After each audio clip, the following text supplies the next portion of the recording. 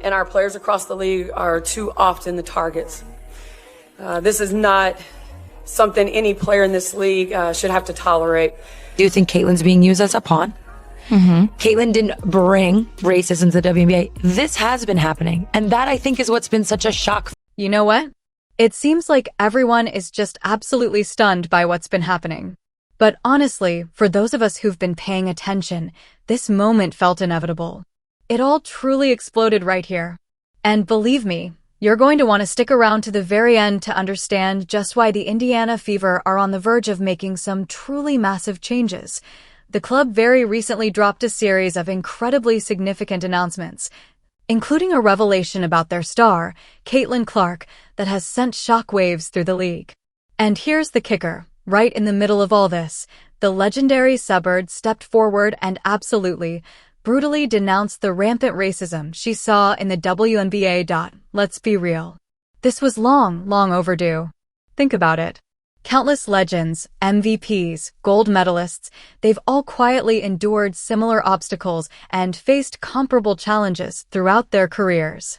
But then, almost out of nowhere, someone finally found the courage, the sheer audacity, to truly speak out. Suburb wasn't just talking to hear herself speak either.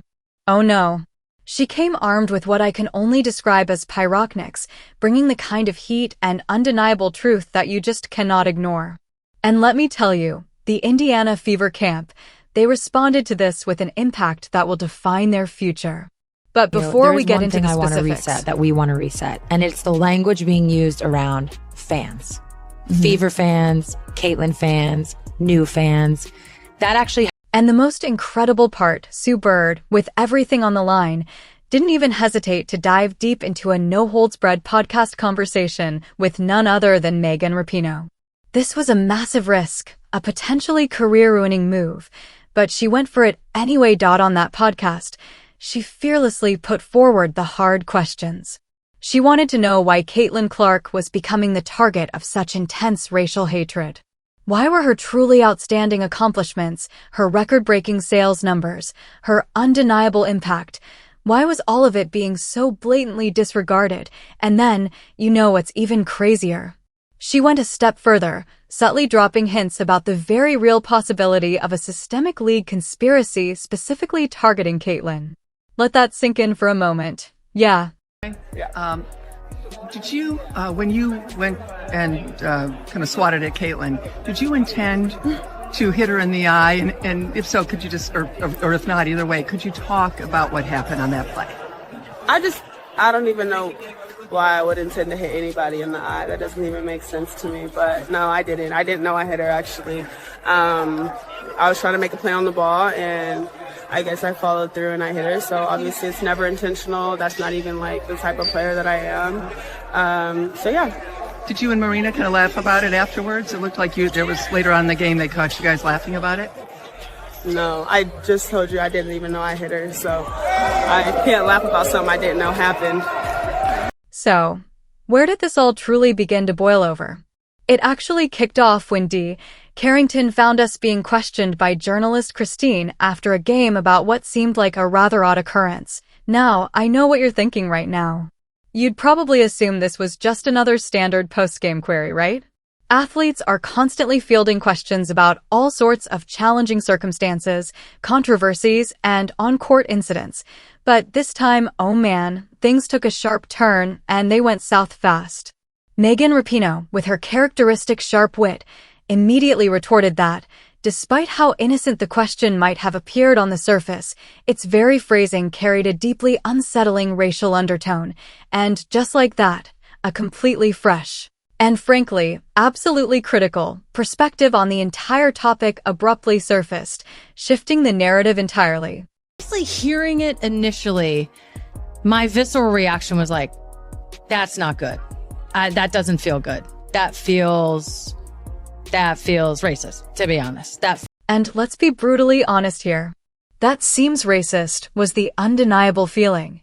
Suburb, being Suburb, simply could not and would not let this moment pass without embracing her customary rebellious posture.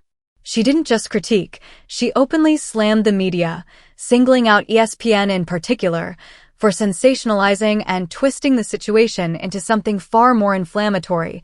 Her point was crystal clear. The original question itself might not have been inherently racist, but the way the media chose to frame and present it? Oh, that, my friends, was absolutely, unequivocally troublesome. Sue meticulously pointed out a stark, undeniable truth. Athletes of color are routinely subjected to an exponentially higher degree of scrutiny and criticism compared to their white counterparts. Think about it this way. What happens, really, when a black athlete gets involved in a similar situation? Suddenly, it escalates beyond a simple incident. It morphs into a far more serious problem, a heated disagreement, or, more often than not, it tragically devolves into a full-blown racial controversy. It's a double standard that's impossible to ignore. Disagree with you on Christine Brennan's question being dickish, or maybe she shouldn't have answered it, because it was something that was out there that everybody was talking about. And so she asked the question, and it was a great opportunity for Carrington to, on the record, say, no, I didn't do it. And that's all that happened. So I do disagree with you. I don't think it was a dickish question. I think it was a fine question based on what was going on at the moment. Sue, ever the astute observer, immediately connected the dots, articulating that this wasn't just an isolated incident. It was unmistakably part of a much, much larger and deeply ingrained picture. And she said this while she was practically still warming up. Journalist Christine, for her part, courageously reprimanded both the WNBA and the media for their egregious failure to contain, and, frankly, for actively allowing these damaging rumors to fester and spread, even if she herself hadn't initially intended for things to spiral quite so far out of control. Now, here's where Sue's insight truly hits hard. She firmly believes that if Carrington had been a white athlete, this entire event would have received significantly less attention, probably blowing over with barely a ripple. However, and this is crucial, if a white player had been in Carrington's exact position, we would have been treated to an absolutely full-fledged, meticulously crafted narrative, complete with every single possible ramification and emotional angle explored to its fullest extent. The double standard couldn't be clearer. Led to the Twitter trolls and bots taking over. And what started there was this narrative of petty, jealous players hating on Caitlin. That's really what happened. That's where it started. That we must just dislike her, that we look at her side-eyed, that we don't want her to come in the WNBA and be successful, that we're hating on her, right? So we're petty. The immediate aftermath? It was nothing short of a full-scale Twitter takeover, swarming with bots and trolls, amplifying a toxic narrative. And it all kicked off with this unbelievably flimsy, yet pervasive story, implying that small-minded, envious gamers were simply despising Caitlin Clark. In fact, that's precisely what transpired. The narrative began with this insidious idea that we just don't like her, that we can't see things from her perspective, that we don't want her to succeed in the WNBA, and that we are despising her. So, essentially, the message was, we are envious and petty. And here's where it gets truly wild. Sue went on to painstakingly explain how a single, seemingly innocuous comment from none other than Diana Taurasi, one of the most iconic figures in the sport, was the spark that ignited this entire dangerous narrative. Yes, the legend herself made the casual decision to utter a statement so inherently powerful that it literally set the WNBA ablaze. We're talking about complete, unadulterated chaos erupting, all because of the crazy, unforeseen rippling impact those initial words had. Our resident voice of reason, Sue Bird, had no choice but to step in and thoroughly break down exactly what was happening. And this time, it had a far greater, more destructive effect than anyone could have possibly anticipated.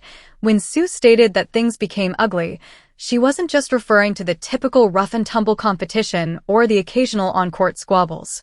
No, she meant the game fundamentally stopped being about basketball the moment blatant hate speech started to rear its ugly head. You see, When fans start getting upset about issues that extend far beyond the game itself, issues like racism, deeply entrenched privilege, and every other ugly facet you could possibly imagine, that's when you know you've crossed a line. Point did I think anybody was playing dirty against Caitlyn. Not at any point did I think Caitlyn was targeted. And I'm going to stop on that word because what happened was these petty jealousy narratives that got formed. Then when the season started and people saw people blocking Caitlyn's shot or picking her up full court, it then became, oh, they're targeting her. And then Sue Bird dropped another bombshell, revealing that Caitlin Clark was forced to grapple with far more than just the usual elbows and nasty trash talk. Oh no, this was different. We're not talking about symbolic blows here. Caitlin was literally dodging real ones. What's more, she felt an immense pressure to be constantly prepared for threats that went far beyond mere opposing team strategies every single time she stepped onto the court. This was absolutely not fair play. Players were actively, maliciously making fun of her. Sue made it unequivocally clear that this wasn't just about putting up a strong defense.